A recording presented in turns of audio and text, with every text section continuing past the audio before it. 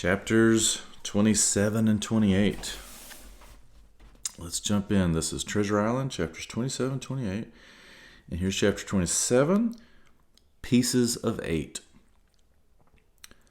Owing to the cant of the vessel, the masts hung far out over the water, and from my perch on the cross trees, I had nothing below me but the surface of the bay. Hans, who was not so far up, was, in consequence, nearer to the ship, and fell between me and the bulwarks. He rose once to the surface in a lather of foam and blood, and then sank again for good. As the water settled, I could see him lying huddled together on the clean, bright sand in the shadow of the vessel's sides. A fish or two whipped past his body. Sometimes by the quivering of the water, he appeared to move a little, as if he were trying to rise. But he was dead enough, for all that, being both shot and drowned, and was food for fish in the very place where he had designed my slaughter. I was no sooner certain of this than I began to feel sick, faint, and terrified. The hot blood was running over my back and chest. The dirk, where it had pinned my shoulder to the mast, seemed to burn like a hot iron.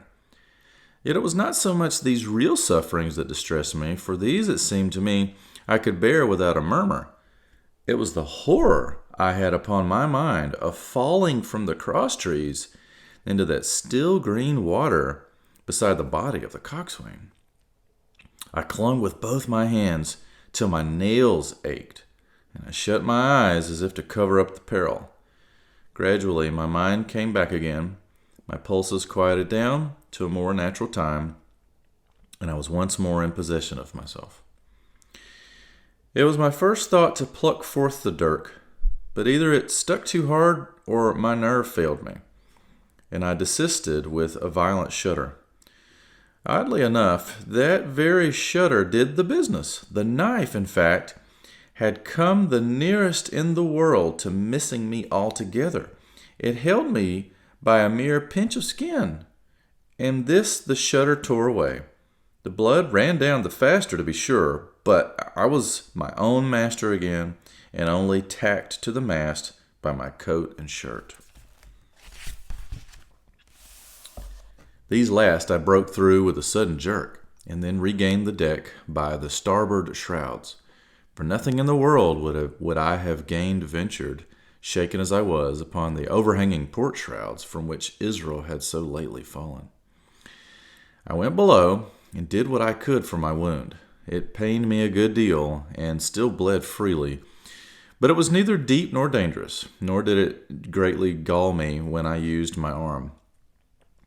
Then I looked around me, and as the ship was now, in a sense, my own, I began to think of clearing it from its last passenger, the dead man O'Brien. He had pitched, as I have said, against the bulwarks, where he lay like some horrible, ungainly sort of puppet, life-sized indeed, but how different from life's color or life's comeliness. In that position, I could easily have my way with him, and as the habit of tragical adventures had worn off almost all my terror for the dead, I took him by the waist as if he had been a sack of bran, and with one good heave, tumbled him overboard. He went in with a sounding plunge, the red cap came off, and remained floating on the surface. And as soon as the splash subsided, I could see him and Israel lying side by side, both wavering with the tremulous movement of the water. O'Brien, though still quite a young man, was very bald. There he lay, with that bald head, across the knees of the man who had killed him, and the quick flashes steering to and fro over both. I was now alone on the ship. The tide had just turned. The sun was within so few degrees of setting that already the shadow of the pines upon the western shore began to reach right across the anchorage and fall in patterns on the deck.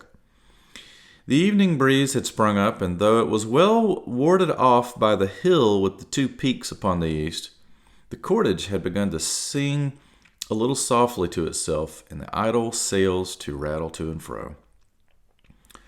I began to see a danger to the ship.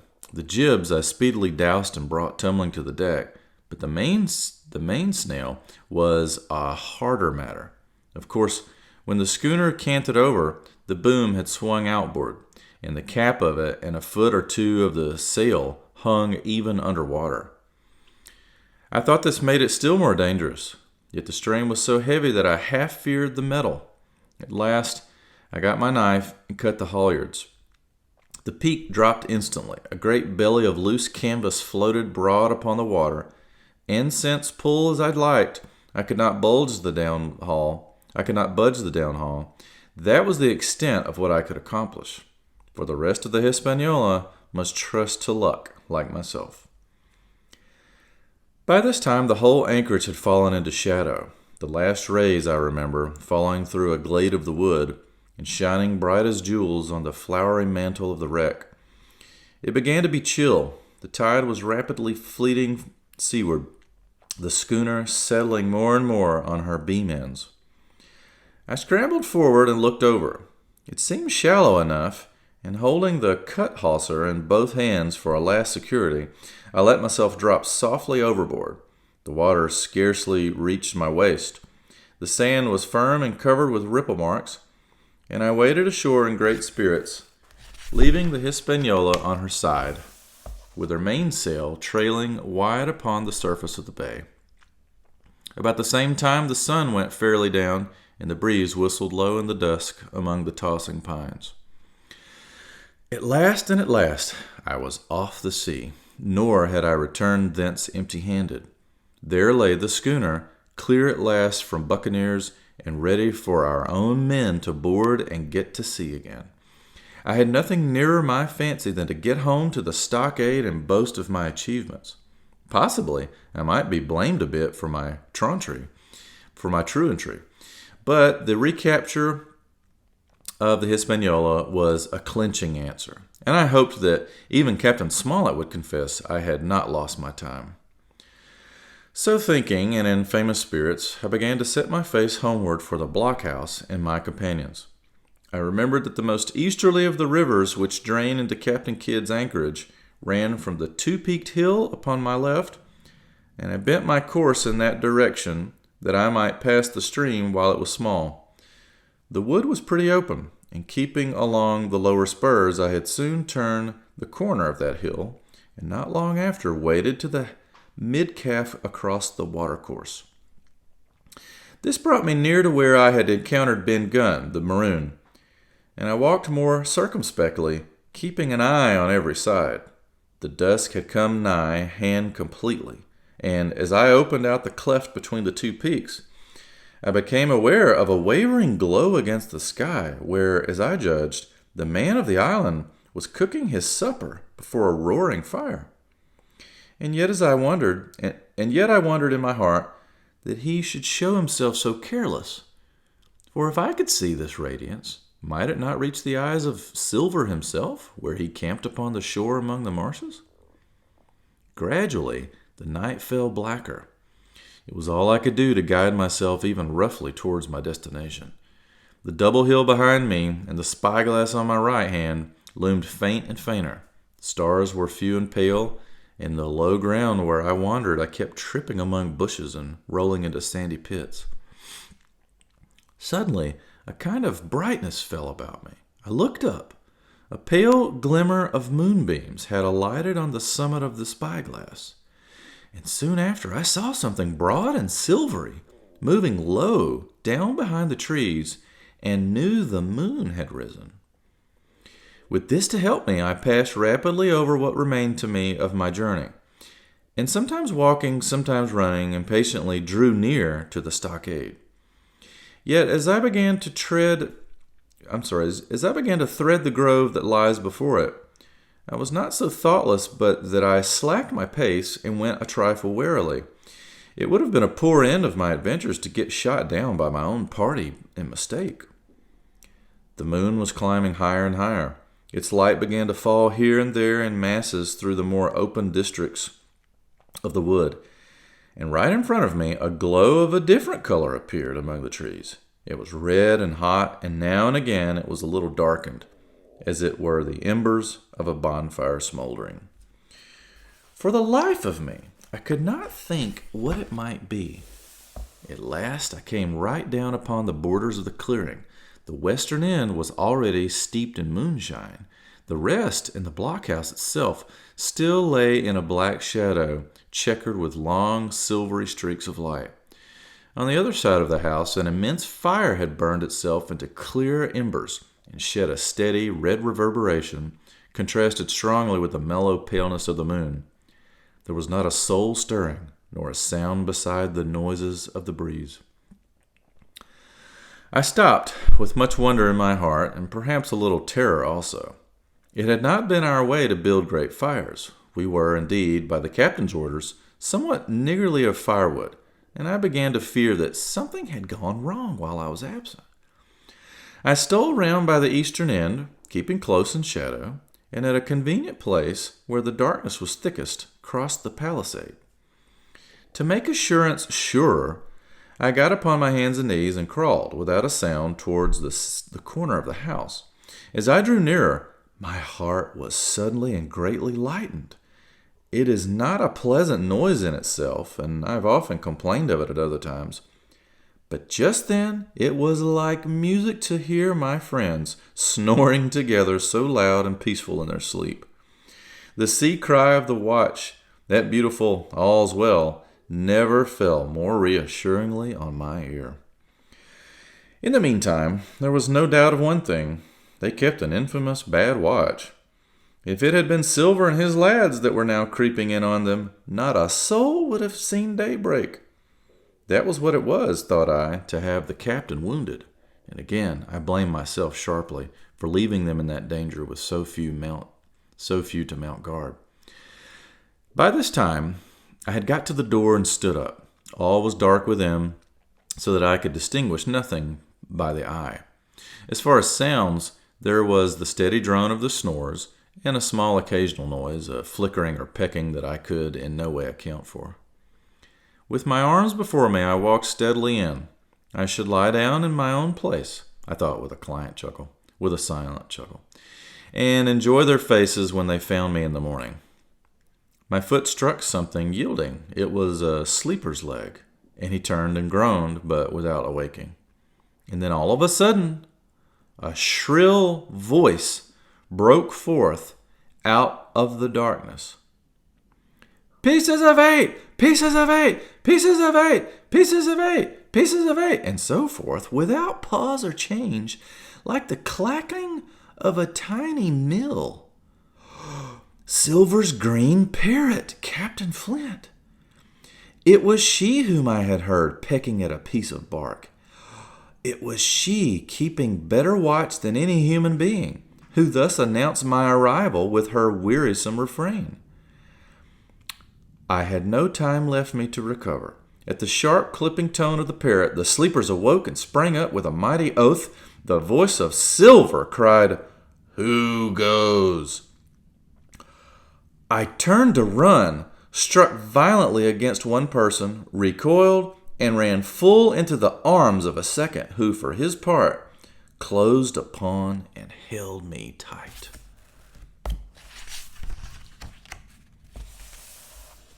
"Bring a torch, Dick," said Silver, when my capture was thus assured, and one of the men left the log house and presently returned with a lighted brand. Part 6. Captain Silver. There's Squire Trelawney right there. Okay, chapter 28. In the enemy's camp. The red glare of the torch, lighting up the interior of the blockhouse, showed me the worst of my apprehensions realized. The pirates were in possession of the house and stores. There was the cask of cognac. There were the pork and bread as before, and, what tenfold increased my horror, not a sign of any prisoner. I could only judge that all had perished, and my heart smote me sorely that I had not been there to perish with them. There were 6 of the buccaneers, all told. Not another man was left alive. 5 of them were on their feet, flushed and swollen, suddenly called out of the first sleep of drunkenness. The 6th had only risen upon his elbow. He was deadly pale, and the blood-stained bandage round his head told that he had recently been wounded, and still more recently dressed. I remembered the man who had been shot and had run back among the woods in the great attack, and doubted not that this was he. The parrot sat preening her plumage on Long John's shoulder. He himself, I thought, looked somewhat paler and more stern than I was used to. He still wore the fine broadcloth suit in which he had fulfilled his mission, but it was bitterly the worse for wear, dabbed with clay and torn with the sharp briars of the wood. "So," said he, "here's Jim Hawkins, shiver my timbers. Dropped in like ye. Welcome, I take that friendly." And thereupon he sat down across the brandy cask and began to fill a pipe. "Give me a loan of the link, Dick," said he. And then, when he had a good light, "That'll do, lad," he added. "Stick the glim in the wood heap. And you gentlemen, bring yourselves too. You need stand up for Mr. Hawkins. He'll excuse you. You may lay to that. And so, Jim," stopping the tobacco, "here you were, and quite a pleasant surprise for poor old John. I see you were smart when first I set my eyes on you, but this here gets away from me clean, it do." To all this, as may be well supposed, I made no answer. They had set me with my back against the wall, and I stood there looking Silver in the face, pluckily enough, I hope, to all outward appearance, but with black despair in my heart. Silver took a whiff or two of his pipe with great composure, and then ran on again. "Now, you see, Jim, so be as you are here," says he, "I'll give you a piece of my mind. I've always liked you, I have, for a lad of spirit, and the picture of my own self when I was young and handsome. I always wanted you to jine and take your share and die a gentleman, and now, my cock, you've got to. Captain Smollett's a fine seaman, and I'll own up to any day, but stiff on discipline. Duty is duty," says he, and right he is. "Just you keep clear of the captain. The doctor himself has gone dead again, you ungrateful scamp," was what he said. "And the short and the long of the whole story is about here. You can't go back to your own lot, for they won't have you. And without you start a third ship's company all by yourself, which might be lonely, you'll have to join with Captain Silver." So far, so good. My friends, then, were still alive. And though I partly believed the truth of Silver's statement that the cabin party were incensed at me for my desertion, I was more relieved than distressed by what I heard. "I don't say nothing as to your being in our hands," continued Silver, "though there you are, and you may lay to it. I'm all for argument. I never seen good come out of threatening. If you like the service, well, you'll jine, and if you don't, Jim, why, you're freer to answer no. Free and welcome, shipmate. And if fair can be said by mortal seaman, shiver my sides." "Am I to answer, then?" I asked with a very tremulous voice. Through all this sneering talk, I was made to feel the threat of death that overhung me, and my cheeks burned and my heart beat painfully in my breast. "Lad," said Silver, "no one's a-pressing of you. Take your bearings. None of us won't hurry you, mate. Time goes so pleasant in your company, you see." "Well," says I, growing a bit bolder, "if I'm to choose, I declare I have a right to know what's what, and why you're here, and where my friends are." "What's what?" repeated one of the buccaneers in a deep growl. "Ah, he be lucky one as knowed that." "You'll perhaps batten down your hatches till you're spoke, my friend," cried Silver truculently to the speaker. And then in his first gracious tones he replied to me. "Yesterday morning, Mr. Hawkins," said he, "in the dog watch, down came Dr. Livesey with a flag of truce. Says he, 'Captain Silver, you're sold out, ship's gone.' Well, maybe we'd been taking a glass and a song to help it round. I won't say no. Leastways, none of us had looked out. We looked out, and by thunder, the old ship was gone. I never seen a pack of fools look fishier, and you may lay to that if I tells you that looked the fishiest. "Well," says the doctor, "let's bargain." We bargained, him and I, and here we are. Stores, brandy, blockhouse, the firewood you was thoughtful enough to cut, and in a manner of speaking, the whole blessed boat from Cross Trees to Kelson.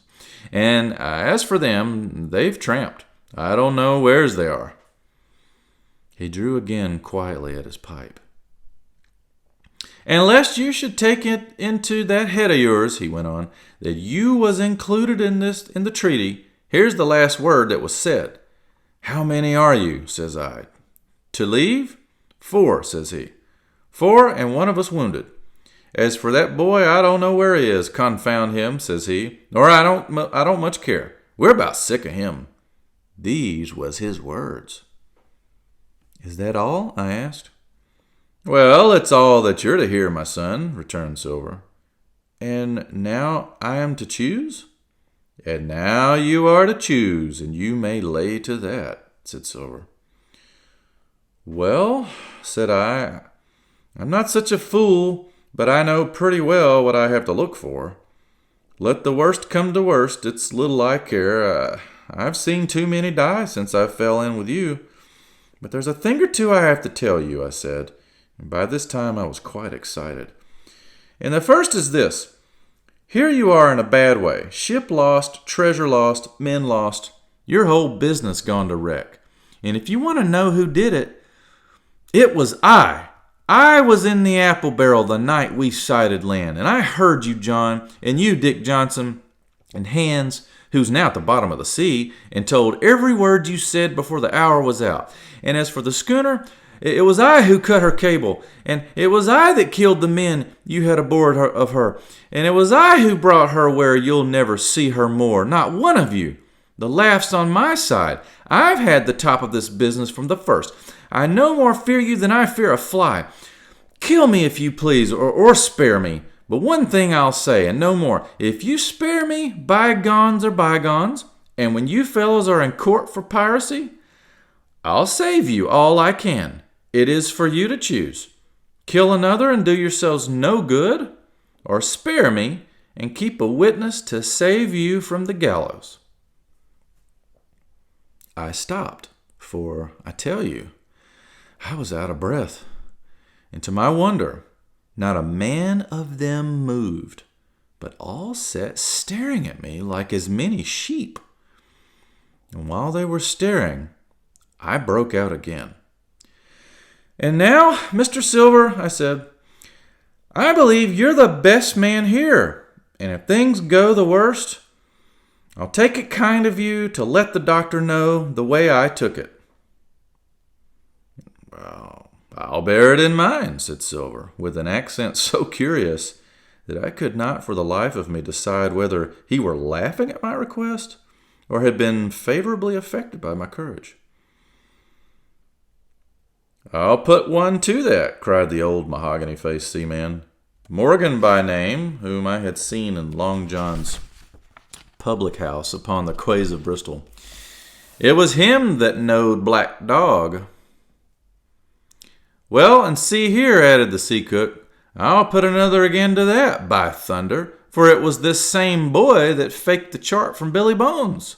First and last, we've split upon Jim Hawkins." "Then here goes," said Morgan with an oath, and he sprang up, drawing his knife as if he had been 20. "Avast there!" cried Silver. "Who are you, Tom Morgan? Maybe you thought you was captain here, perhaps? By the powers, I'll teach you better. Cross me, and you'll go where many a good man's gone before you, first and last, these 30 year back. Some to the yard arms, shiver my sides, and some by the board, and all to feed the fishes. There's never a man looked me between the eyes and seen a good day afterwards. Tom Morgan, you may lay to that." Morgan paused, but a hoarse murmur rose from the others. "Tom's right," said one. "I stood hazing long enough from one," added another. "I'll be hanged if I'll be hazed by you, John Silver." "Did any of you gentlemen want to have it out with me?" roared Silver, bending far forward from his position on the keg, with his pipe still glowing in his right hand. "Put a name on what you're at. You ain't dumb, I reckon. Him that wants shall get it. Have I lived this many years and a son of a rum punching his hat athwart my hoss at the latter end of it? You know the way. You're all gentlemen of fortune, by your account. Well, I'm ready. Take a cutlass, him that dares, and I'll see the color of his inside, crutch and all, before that pipe's empty. Not a man stirred, not a man answered. That's your sword, is it? He added, returning his pipe to his mouth. Well, you're a gay lot to look at anyway. Not much worth to fight, you ain't. Perhaps you can understand King George's English. I'm captain here by election. I'm captain here because I'm the best man by a long sea mile. You won't fight as gentlemen of fortune should. Then by thunder, you'll obey, and you may lay to it. I like that boy now. I never seen a better boy than that. He's more than a man than any pair of rats of you in this here house. And what I say is this, let me see him that'll lay a hand on him. That's what I say, and you may lay to it. There was a long pause after this. I stood straight up against the wall, my heart still going like a sledgehammer, but with a ray of hope now shining in my bosom. Silver leant back against the wall, his arms crossed, his pipe in the corner of his mouth, as calm as though he had been in church. Yet his eye kept wandering furtively, and he kept the tail of it on his unruly followers. They, on their part, drew gradually together towards the far end of the blockhouse, and the low hiss of their whispering sounded in my ear continuously like a stream. One after another they would look up, and the red light of the torch would fall for a second on their nervous faces.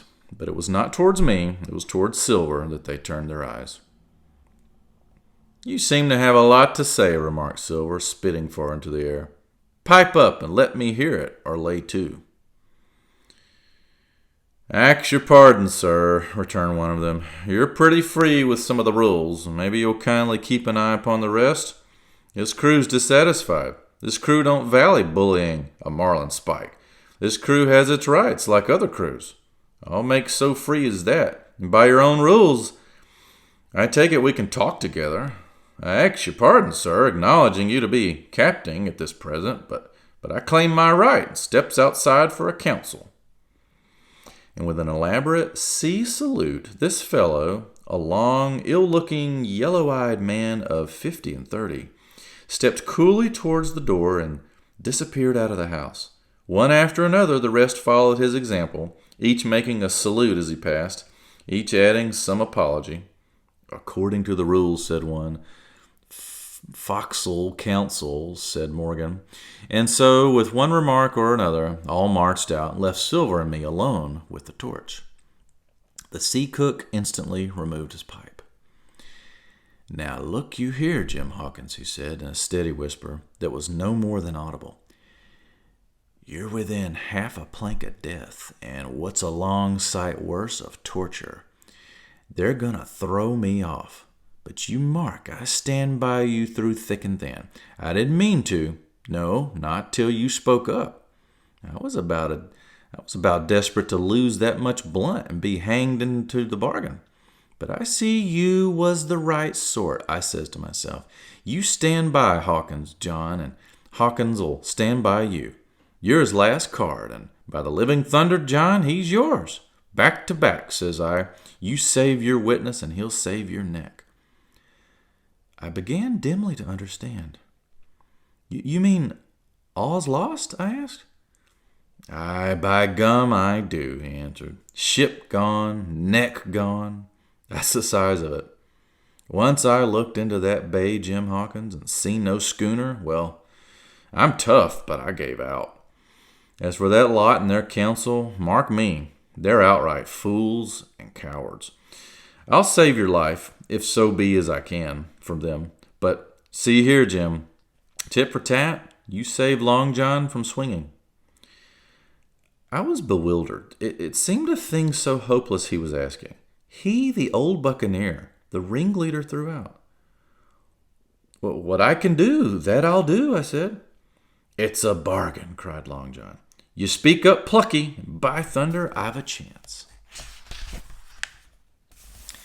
He hobbled to the torch, where it stood propped among the firewood, and took a fresh light to his pipe. "Understand me, Jim," he said, returning. "I have a head on my shoulders, I have. I'm on Squire's side now, and know you've got that ship safe somewheres. How you done it, I don't know, but safe it is. I guess Hans and O'Brien turned soft. I never much believed in neither of them. Now you mark me. I ask no questions, nor I won't let others. I know when a game's up, I do, and I know a lad's that staunch. Ah, you that's young. You and me might have done a power of good together." He drew some cognac from the cask into a tin cannikin. Will you taste, messmate?" he asked. And when I had refused, "Well, I'll take a drain myself, Jim," said he. "I need a caulker, for there's trouble on hand. And talking of trouble, why did that doctor give me the chart, Jim?" My face expressed a wonder so unaffected that he saw the needlessness of further questions. "Ah, well, he did, though," said he. "And there's something under that, no doubt. Something surely under that, Jim, bad or good." And he took another swallow of the brandy, shaking his great fair head like a man who looks forward to the worst. And we will pick up here next time with chapter 29. The Black Spot again. And let's see, how much more do we have? It's 29. I know we're getting really close. Let's see. We've got until 34, so we're getting very close, guys. All right.